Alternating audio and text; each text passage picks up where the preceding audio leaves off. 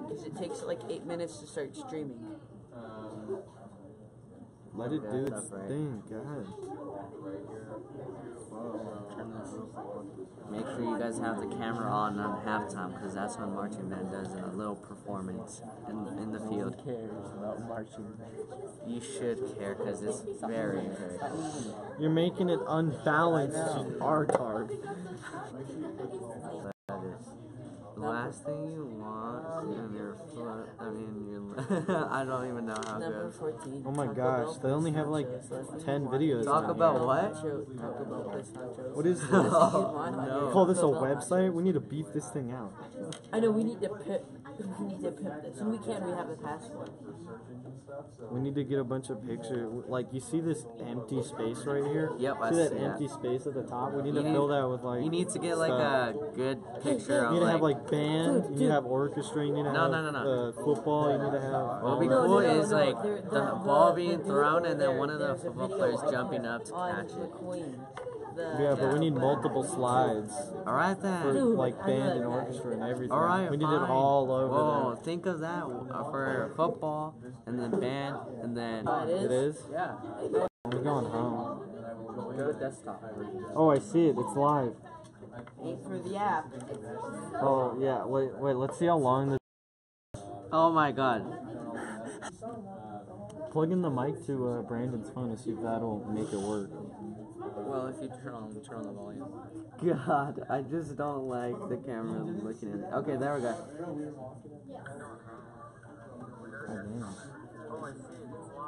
Yeah. Yeah, that's a pretty long one.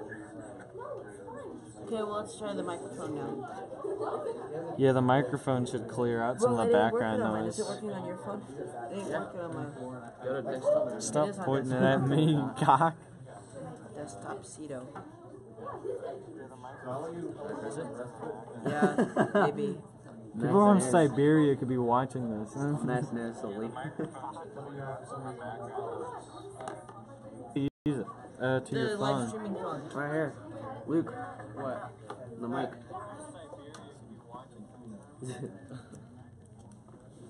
It's working. So here's what I'd like to do. Plug this into my phone. I've posted Whoever's live streaming. I've posted two pretty short stories to remind. They are both preview stories of kind of two different natures. One is a preview story that's kind of letting readers of the RGJ know not to go on, or really to kind of stay away, or at least be prepared for the traffic congestion that's going to happen in Midtown because of the road improvement project that's going on, or just getting ready to start. So that would be an example of a preview story, and then the other one is just about the rib cook-off that happened this last weekend. What I'd like you to do is just read those two. They're real short. And what I'd like you to kind of think about, if you don't recall off the top of your head, it might be worth getting the other example I gave you yesterday out, because what I'd like you to do is just compare the two I sent you this morning to yesterday's. The two I sent you today have some organizational patterns to them that are different than yesterday's. So what I'd like you to do is just read those two real quick, and then let's talk a little bit about what are the differences in the way that the stories are organized than yesterday's story. Okay? Take just a couple minutes. It shouldn't take you more than that. Those RGJ stories are real short today, are organized compared to yesterday's. So I'll give you a couple minutes to do that, and then we'll get started. He was like. And that question is on the board here too, if for some reason you forget what I was asking you to compare.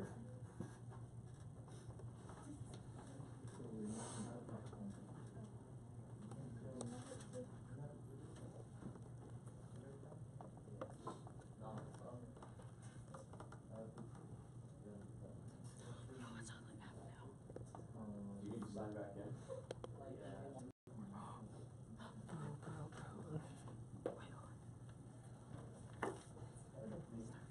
Look at my name. Look at my name in the chat. Sportsman. God. The smile. Oh. Bro, it takes so long. XD. XD lol. I hate this camera quality. It's so. Bro, I know it's like 240p. Well, we are. You gotta get the entire camera in there. Yeah, there you go. That's not gonna work on mine. Mine just has a disability. Well, it's in 720p. It's not that bad. 720? No. I There's know, no it way looks this like is in 360. 720. That's what the settings say. I mean, look at the pixels. You can see every individual pixel. I know, right? Are you watching this live? Oh my god, there is no way. Look how pixelated. Oh my god. I know, right? Well, it works. We know that for sure. Is there a way to Yep. turn up the resolution on this? Yeah, you can stream it in What are you doing? 1080. This is a live feed right now. We can see Oh, every yeah. individual pixel. Must be just a connection thing at the moment because it's not ever that pixelated. You can also stream it like 1080p. Right. It should look more like that. Plus, we're on the guest yeah. Wi-Fi. And you guys are kind of moving it around a lot. Yeah, I see when you stop moving it increases. Stop moving it then. Yeah, Brandon. God. Yeah, look at that. It increases like the more or less you move it, just because it's an old camera. Oh, there's 3 pages? Oh, no.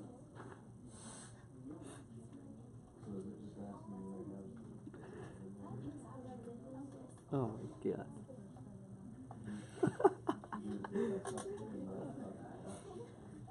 Just like it's like straight up 2 minutes of this. Content only from the best. This isn't saved to the history, right? Or it'll be in the history. Zoom but in. You can't see it unless we post it on the homepage, like render. Luke, zoom in. Zoom in. Yeah, there you go. That looks like it's doing something. Now we just have to wait for that amazing, like, 10-minute delay. And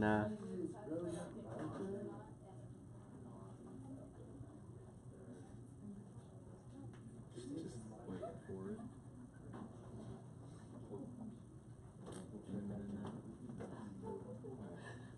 Alright, what are some of the big differences between these two stories that I sent you today and oh yesterday? my god. In the way that they're organized.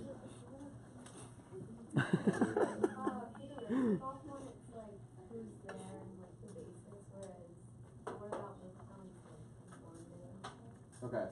Yeah, there's quite a bit more information. The construction story, just here's what you need to know. Here's which side of the street that stuff is going on. What else? The rib cook-off is going to last a lot shorter than the whole project in Newtown. Okay. As far as the way the stories are organized, though, how do they look a little different than yesterday's story that I gave you? There's some elements yesterday's, and I'm not talking about like news values or the W's, that kind of thing. I mean, just the way it's organized is different. There's a lot more detail, like down to the amount of pounds of ribs that are being served. Like it's a lot more detailed. Okay. Is all of the information in both of today's stories written in like a traditional story format? Okay. They have sections, and even within them, there's little like fact boxes, basically, right? I mean, we look at yesterday's story. Yesterday's story is written like an actual story. There are paragraphs. The story links, transitions from one paragraph to the next. Yeah, there's a link to a website at the bottom of the story, but otherwise, it looks like a traditional story, right? That's not necessarily the case in these two stories today. In these two stories today, there are little like chunks of information, right? If we think about the rib cook-off one, like here's a list of the people who are participating in the rib cook-off. Here's things that you should know. In the road construction one, there's little chunks of information. What we will start to do with even printed stories is start to try to think of some different ways to format the information that looks a little different than just a regular story with one paragraph after the next. The reality is that with digital media, it's changing some of the way that we consume information. And so what I'd like to talk about today are some ways that you can provide graphic information, visual representations of information beyond just telling the straightforward story. So I'd like to spend a few minutes talking about that right now.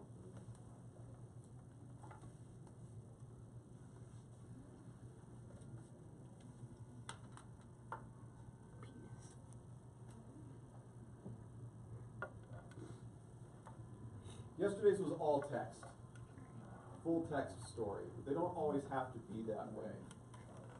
The reality is that we don't always. The reality is we're not always going to retain all of the information we read in the story.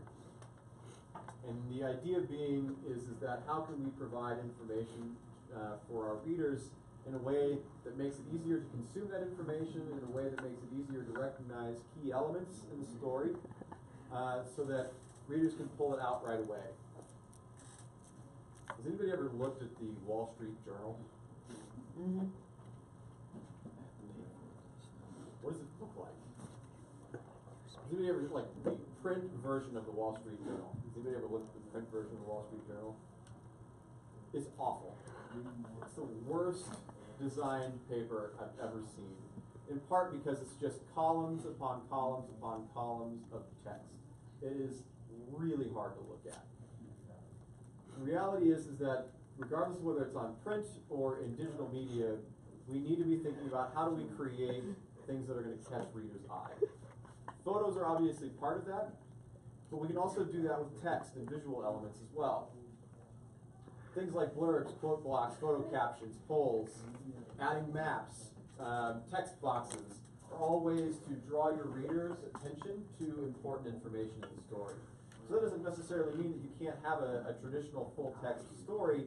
We need to start thinking about how do we augment those stories with visual elements that draw our readers' attention to important facts. So that doesn't necessarily mean that we're going to cut things out of your story. Might just keep it down a little bit, guys. But is there a better way to represent that information? And some of those alternatives can look kind of like the following. I'll come back so I can show you what it looks like first. Some of these are called what we like charticles or listicles. If anybody uses Pinterest, this probably looks very familiar. Taking information and breaking it up into different elements so that they're easier to see. Sometimes they don't have to include pictures. It could be simple clip art graphics that represent whatever's in the story. You're just getting the outlines like you see here. Sometimes, though, it can be straight text, and it's just a reorganization of the text in a more visually appealing way.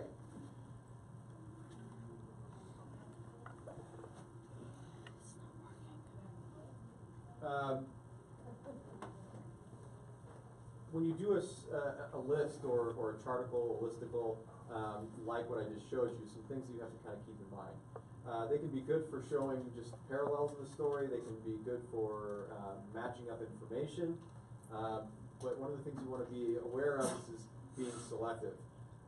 What do you leave out and what do you put in? Both of those questions are important when you're talking about how to organize your material this way.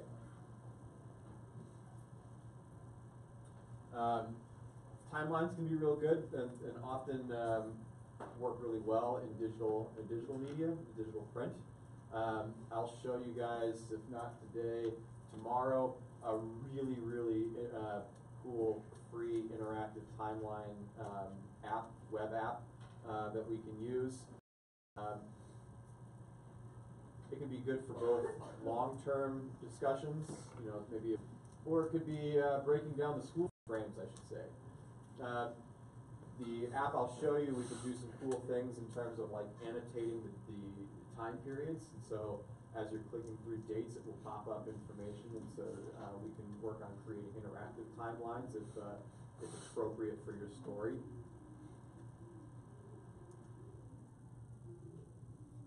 For instance, this would be an example of like a class or a school that has new courses that are available, and showing when those courses are going to be rolled out and what those classes are about. Rather than putting that in story form, this is a little bit more visually appealing. It gets right, which is kind of what you were looking at in these two stories today. Often give you those 5 W's and an H in a bulleted list.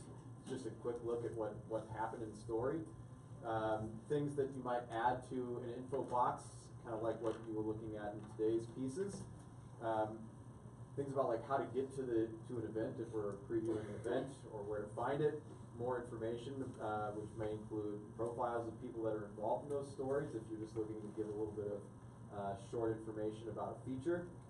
Highlight additional resources, provide scores and schedules for those perhaps of you that are doing sports. Often can be a cool place to add statistics or do trivia if you wanted to quiz your readers and give them, again, sort of an interactive experience that way. Another really good use of alternative mediums are things like doing a how-to or step-by-step guide by simply providing bulleted lists. For instance, we might do a story like how to choose the right college, and then you give just different fields that people need to think about as they're doing their own search. Sometimes these things can be put in chronological order. Again, something that looks perhaps very Pinterest-like, 8 ways to tie a scarf, for instance, and in this case it's just visual. It's becoming easier and easier to add interactive maps as well. Google has certainly made that tool useful for journalists, and so we could talk about using maps. One thing that we might be able to actually do here is we might be getting the opportunity to do kind of a cool research story. I'll get to you guys on that a little bit later, but how we might be able to create maps of campus and use the information that we might learn from a research project that's going on campus. They can be a little tricky to reproduce, but again, Google's making it a whole lot easier to do these things. We have Photoshop in here. We can use Photoshop to make infographics with maps pretty easily.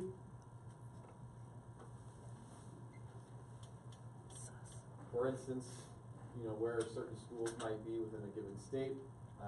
This one here's got kind of both visual elements, doing a map, along with just like info charts along the side, talking about the individual colleges themselves.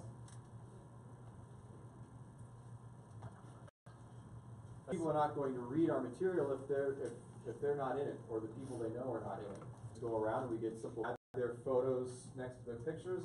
It ends up looking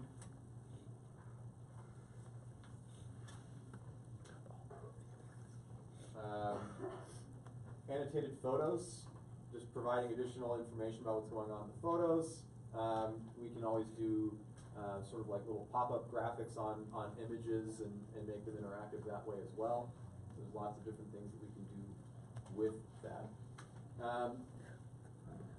That was kind of just a little simple overview. One of the other things I wanted to talk about real quick.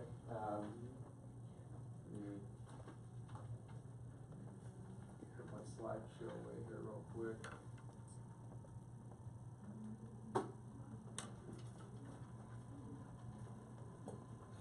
All right, a couple of easy programs to use to create graphics. All of these are free.